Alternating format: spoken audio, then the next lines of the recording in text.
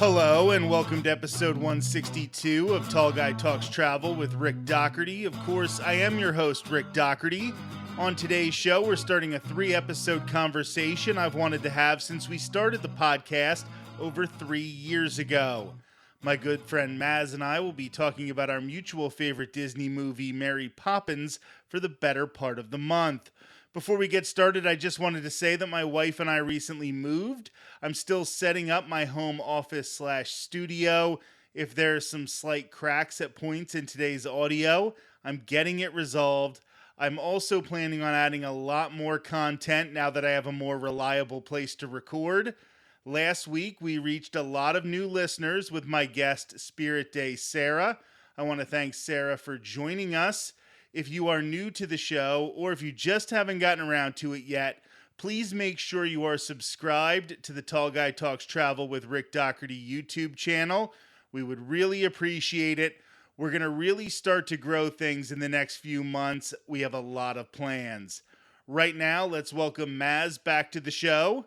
Thanks for being here. Thanks for having me. So we are going to really be getting into it in the next, I'm assuming, at least couple episodes, because we decided to have the conversation that we were going to talk about Mary Poppins as an episode. But instead of just talking about Mary Poppins, we are going to talk Mary Poppins, Saving Mr. Banks, and Mary Poppins Returns.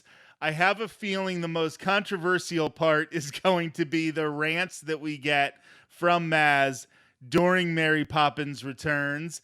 But we're going to start with something I think everybody can agree, and that is that Mary Poppins is the greatest Disney movie that has ever been released. Are we all in agreement there? Absolutely. That's 110%. So let's start, first of all, when did this movie become a part of your life? When did you first fall in love with it? Was this something that was early, or did you find it on your own? Did your family introduce it to you? I know this is one of your favorite movies, if not your favorite movie of all time. So what are your earliest memories of it? Yeah, so this is one of those movies that's like the ultimate comfort movie to me. And that's at least partially because of how long it's been in my life. It has been a part of my life longer than I can actually remember. Like, as far back as my memories go, I have been a Mary Poppins fan. It was that movie when I was a kid that I wanted to watch over and over and over again. And, you know, my parents thankfully obliged and sat through it 10 million times probably.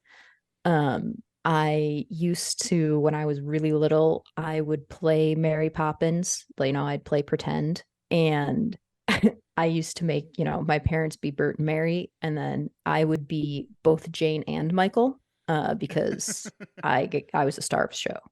So I got to be both Banks' children. So, like, you know, when I was very, very, very little when this became a part of my life.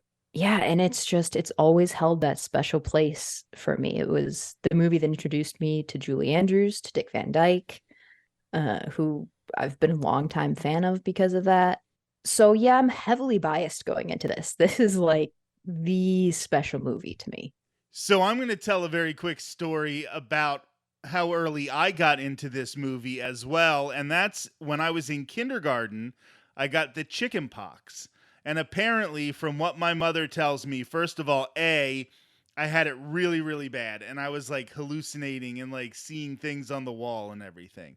However, when I was lucid, the only thing I wanted to do was watch Mary Poppins. I would just watch Mary Poppins, like you said, nonstop. So for the week that I was out of kindergarten, it was just Mary Poppins for whatever the run time is, and then immediately rewind it.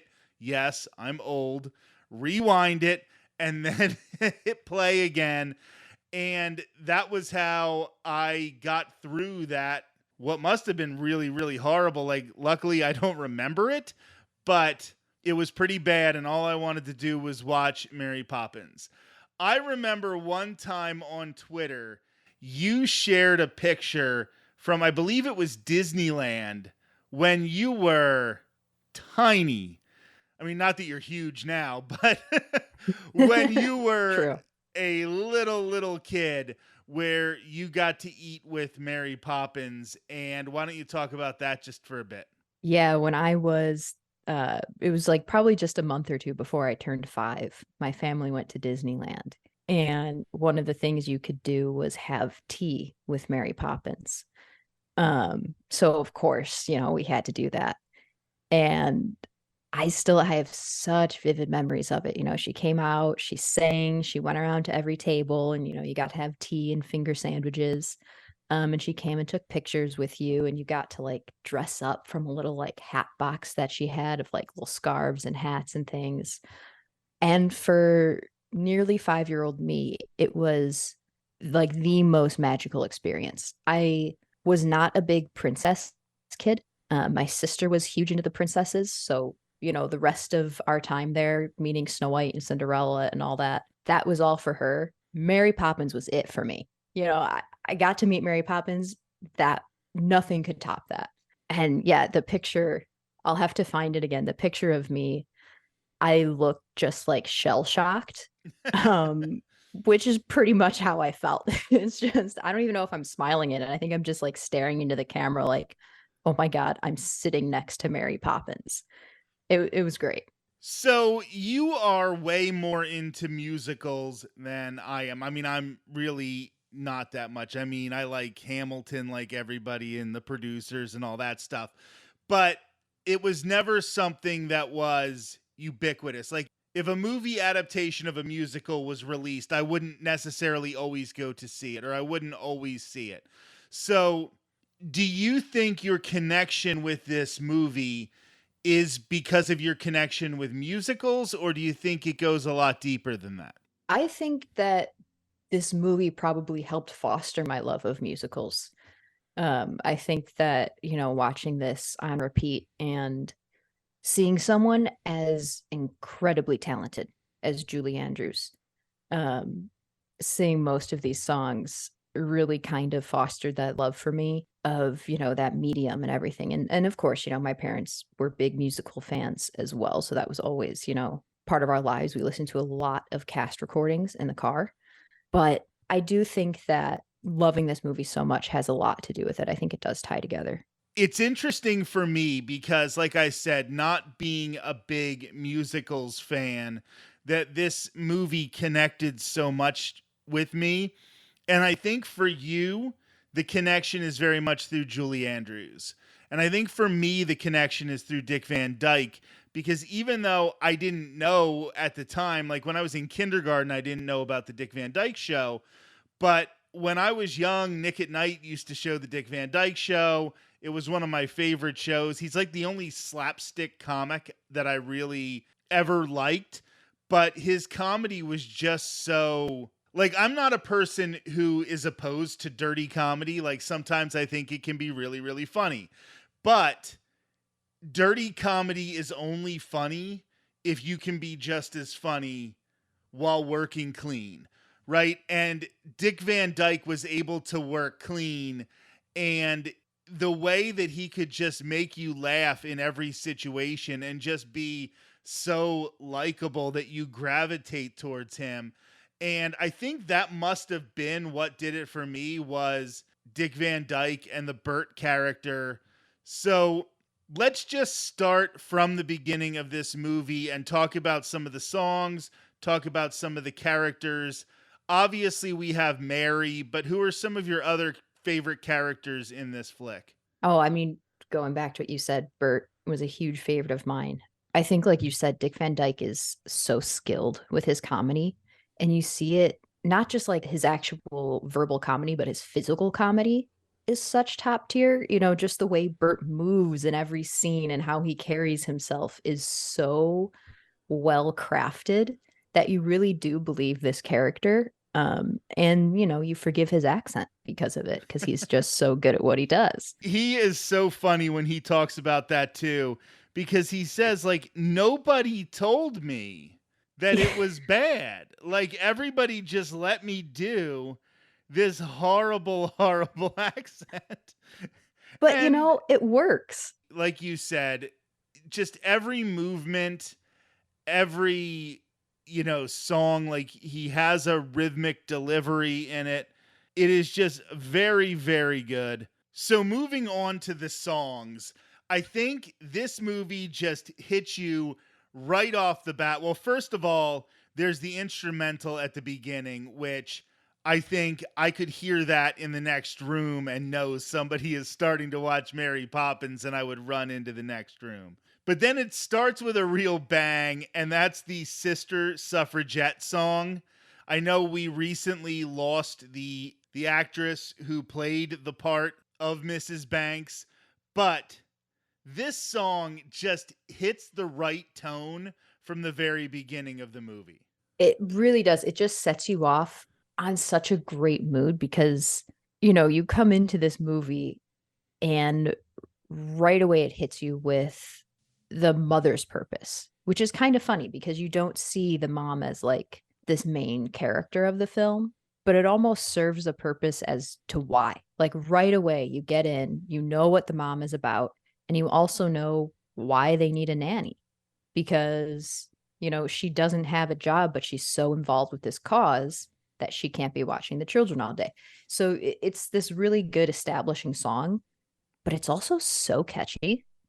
And like you listen to it, you will be humming it. And I think that's the case for most of these songs, but like it's kind of a sleeper hit. And the thing I like about it is they're kind of showing you that, I mean, this isn't a movie where they're saying these are bad parents or anything, but they're sort of showing you this separation between the kids and the parents because this is so important to her. And it does also kind of show a tiny bit of hypocrisy on her part that she is out there, votes for women, fighting for the vote, sister suffragette. But then when her husband comes home, the song that comes right after that with The Life I Lead, and she is all of a sudden the dutiful housewife.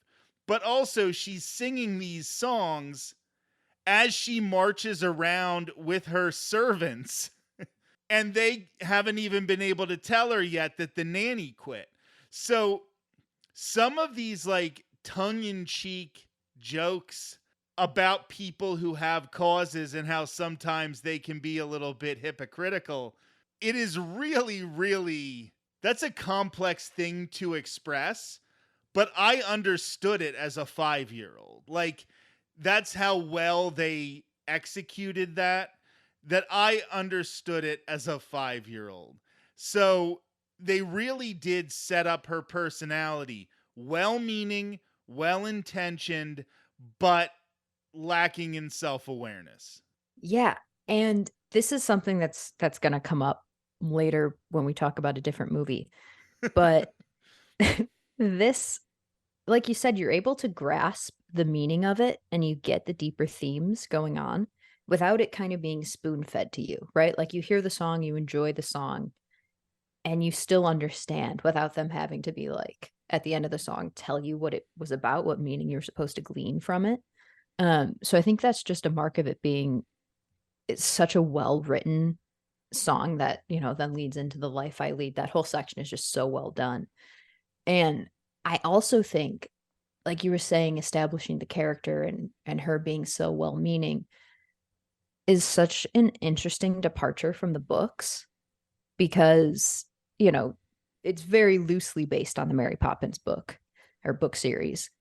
But in the books, the mom like isn't as well meaning as she is here. And I think that a lot of times changes like people get upset when you make book changes, but I think this was a really smart one because it really helps like endear you to the family a lot more. And we can't move on without quoting the line, though we adore men individually, we agree that as a group, they're rather stupid, which I think stands up now as well as it did back in the early 60s. Oh, it sure does. It's hilarious. Such a funny joke.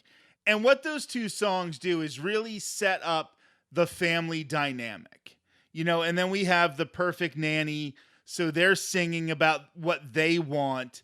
And you see how all three entities, the father, the mother, and the children, are all kind of pushing in different directions before Mary gets there. And they set all that up with those three songs, bam, bam, bam, right in an order.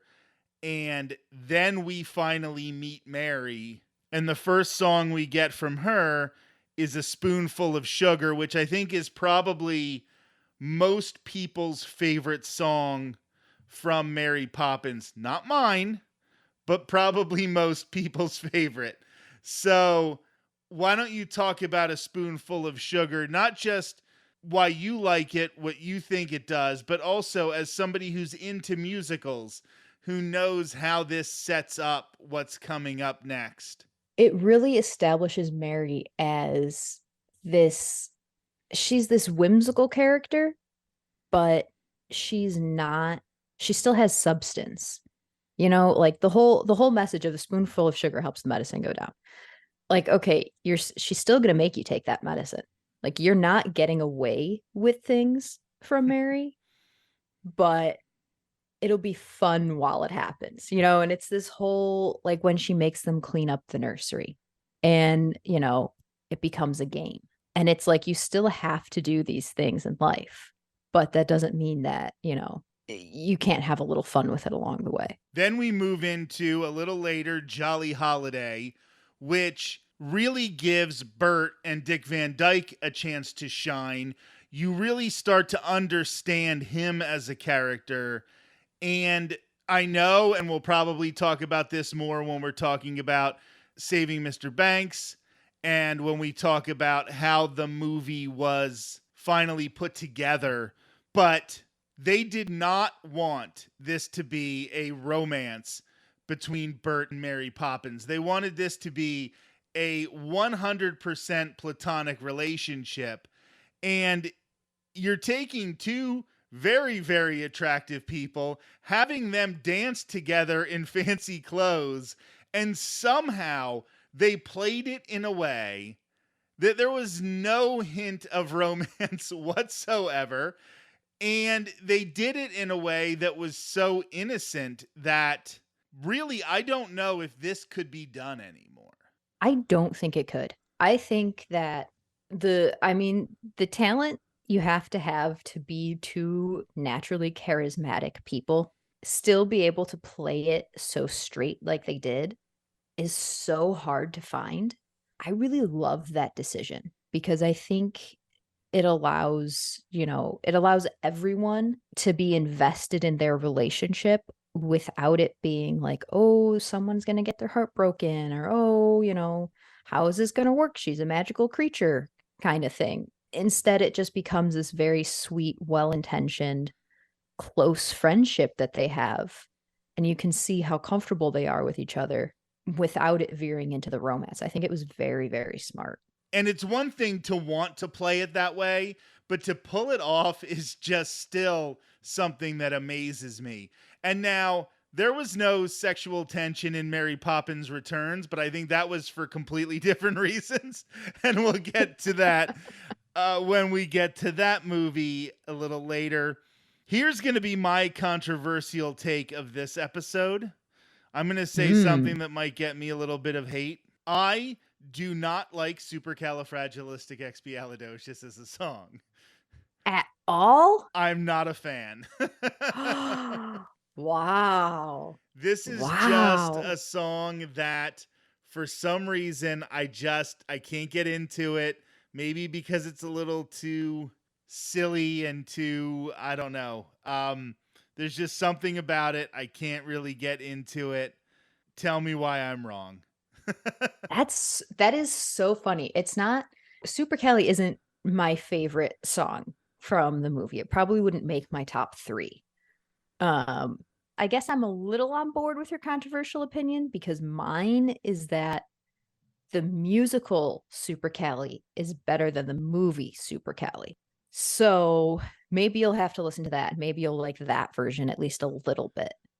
I do love the nonsense bit of this song though. And as a kid, I always thought it was just fun. Like, it's just a fun song. It maybe is a bit of fluff, But it's a but it is Disney movie, so fluff's right, okay. Like, I'm not right. slamming the song. I am just saying I think a lot of people would say this is their favorite song in the movie, and it is not even in my top, might not even be in my top 10. I'm trying to I know it wouldn't be in my top 3. I don't know if it would be in my top 5. Probably not. I mean, it is a great song, and like from my perspective, it not being in the top 5, in my personal top 5, speaks more to just how absolutely jam-packed this soundtrack is with just fantastic songs. The Sherman Brothers, we haven't mentioned them yet, so we have to mention it was the Sherman Brothers who wrote these songs, and so many of our favorite Disney songs were written by them. But the fact that they just came out song after song on this soundtrack with A material, this is like the 27 Yankees of Disney songs. Like, it's just one after another, to the point that you can say Supercalifragilisticexpialidocious isn't one of your favorite songs in the movie. Yeah. I will say my one I do enjoy the song, even if it's not my favorite. My one thing that's always annoyed me about it, which is maybe the only ding I'll give this movie ever, is when she says it backwards and it's not actually saying it backwards at Oh, all. thank you so much for saying that, because it does the exact same thing to me. Yeah, that's funny. That also bothered me. I want to make a quick mention of how happy I am that Ed Wynn got to be in this movie. He's in the I Love to Laugh scene, which is probably not necessary in the plot of the movie. We can hear, I can tell that that's a controversial opinion, and we can hear why you think it is important to the structure of the movie. And I can probably be convinced it is. But I just want to get to the fact that Ed Wynn was from a generation before that. He was the Mad Hatter in the original Alice in Wonderland, or at least the original Disney Alice in Wonderland. And he was a comedic genius. He was every bit the Dick Van Dyke before Dick Van Dyke in that previous generation. And the fact that I feel like at least part of this was a way to get Ed Wynn into this movie and to introduce him to a new generation of fans, as somebody who just loves the art of comedy, that's something that really, really made me happy. I was glad that happened. So why is it necessary for the plot of the movie? Yeah, so I think that it's part of the kids having these adventures, and it's part of them opening themselves up to the magic of Mary Poppins. They go on this huge, crazy, wonderful, wild, jolly holiday sequence. And then they come back to London, and Mary's like, "What are you talking about? None of that ever happened. What are you doing?"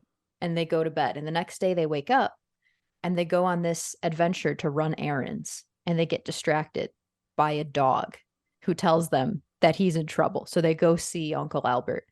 And it's just this ability that shows that they don't even have to leave London to find these little magical moments that, it's almost hiding right in your backyard. Okay, you sold me on the importance of the Uncle Albert scene. So there you go. Yes. Where I really want to move is, this is where I think when we talk about Saving Mr. Banks and the creation of this movie in the next episode, I'm going to talk about this a little more. But it's kind of ironic that Walt Disney was so hell-bent on making a movie that didn't line up with his worldview as much as some other content he created. And that's when we get into Feed the Birds and the bank scene. And this is when they want to use the tuppence to feed the birds. We get that amazing song where Julie Andrews, just, even if you're not a musicals person, you can just appreciate how her voice is just absolutely hitting all the right notes on that one. The kid wants to spend the tuppence to feed the birds, doesn't want to invest it in the bank. This is probably also a place where we're really going to hate on Mary Poppins Returns coming up a little later. But how those two songs, the song about the bank and Feed the Birds, run into each other and almost make a point that you're surprised Walt Disney wanted in a movie, because you can say a lot of things about Walt Disney, and some people say things that aren't true or don't have a lot of backing to them, but the man was a capitalist. And to be attacking the banks like this in his movie is kind of unusual.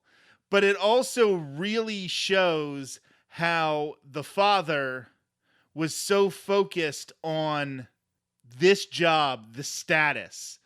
And I'm sure that all parents can relate to this in some ways, that they know sometimes they get caught up in their job or they get caught up in how they look to the outside world. And this is really the thing that leads to the resolution of the movie. So why don't you talk about these two songs back to back? Yeah, this for me is one of the most beautiful sequences in the movie. Feed the Birds is I think my favorite Mary Poppins song. It is absolutely beautiful. Julie Andrews, of course, sounds beautiful in it, but the message itself is so important. And I think, there's that line that she has where it's a person through no fault of their own can't see past the end of their nose. And I think that's so important because it doesn't place the blame on Mr. Banks. It's not saying he's this bad person who doesn't want to help people or doesn't want to take time out of his day to do these things. It's just like you said, he's so focused on his job. And part of that is part of him being a father. He's the provider for his family. He sees this as his duty. So, when he talks about the life I lead, it's just a core part of who he is being able to be successful in this position, not only because the status it provides benefits their family, but the money it provides benefits their family as well. It allows them to lead this lifestyle. And, kids aren't going to know that. His kids aren't going to be like, oh, wow, thanks for working so hard for us, Dad. They don't see that. So it kind of works both ways, which I think is really special because the kids can't fully appreciate what Mr. Banks is going through. And Mr. Banks is in a position where he can't fully appreciate how the kids are feeling. And so playing those back to back off of each other, I think really sets up the crux of the movie. And it's just so important to keep in mind that it's just one of those rare movies where there isn't really a traditional villain, because it's just people doing their best and being misguided along the way until they get helped back along onto the right path. And that makes Bert meeting with the children, finding the children running through the alleys. And then it's Bert who explains to the kids that their father is trying his best and maybe he's not succeeding, but saying, you know what, when you get to be an adult, things get more complicated.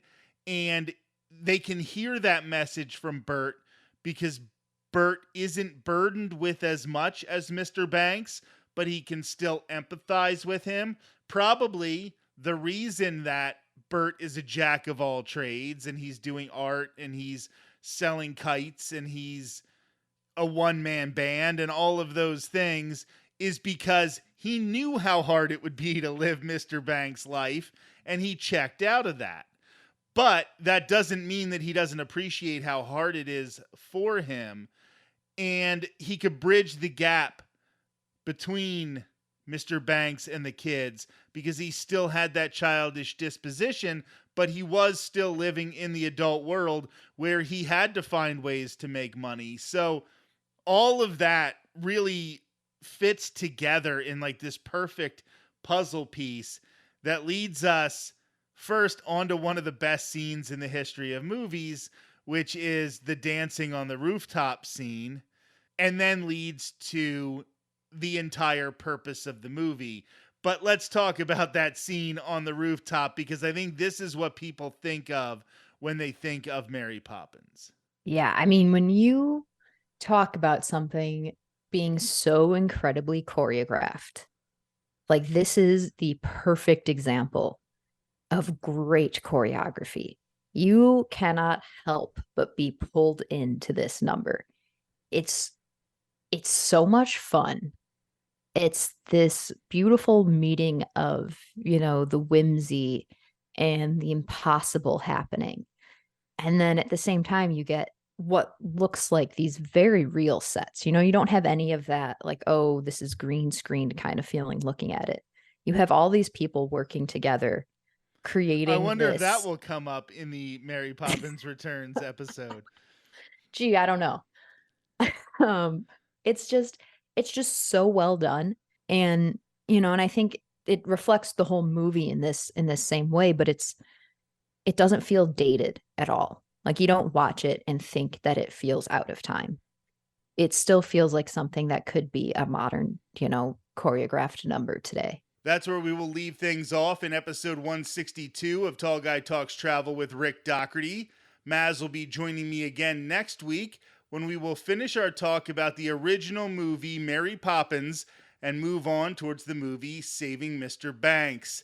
That will be next Thursday. Until then, have a great week.